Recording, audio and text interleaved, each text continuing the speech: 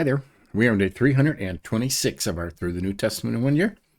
And today we are doing James chapter 4. Okay. Been working through James. Great book, right? Written by the half brother of Jesus. So today it's about warnings against worldliness. Good stuff. Okay. So let's go.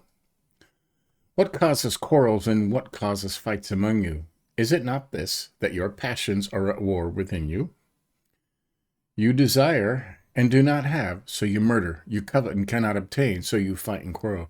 You do not have because you do not ask. You ask and do not receive because you ask wrongly to spend it on your passions, right? Talking about faith, right? You have to have faith to get things, right? You adulterous people.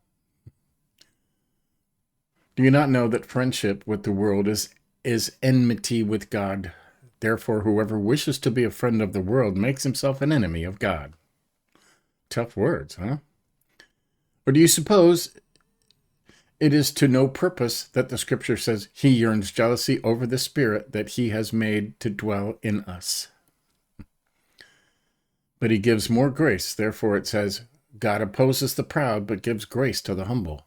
Submit yourself, therefore, to God. Resist the devil, and he will flee from you. Draw near to God, and he will draw near to you. Cleanse your hands, you sinners, and purify your hearts, you double-minded. Beginning the beginning of James chapter 1, it said, people ask in faith without no doubt, and if they, right? And if they have doubt, they are double-minded. Be wretched and mourn and weep. Let your laughter be turned to mourning and your joy to gloom. Humble yourselves before the Lord, and he will exalt you. Good stuff. You should read that every day, right? Do not speak evil against one another, brothers. The one who speaks against a brother or judges his brother speaks evil against the law and judges the law. But if you judge the law, you are not a doer of the law, but a judge. There is only one lawgiver and judge, he who is able to save and to destroy. But who are you to judge your neighbor? Okay.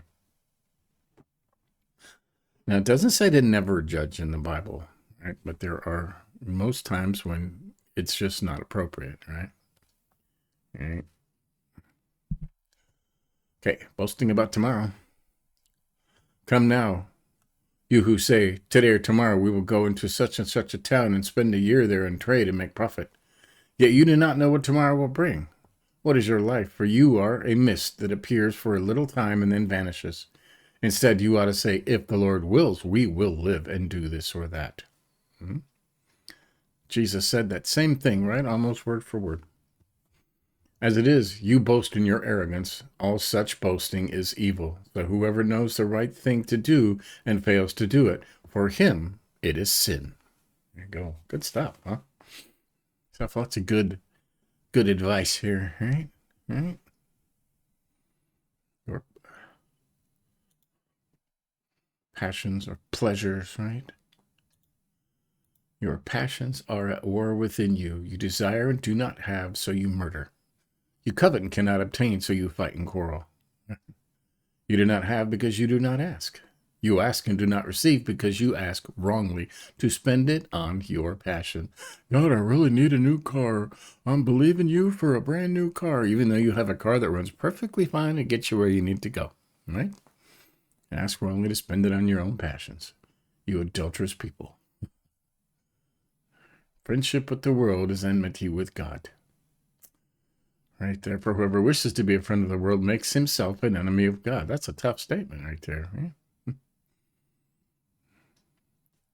For you to suppose it is no purpose that the scripture says he yearns jealousy over the Spirit that he has made to dwell within us. Right?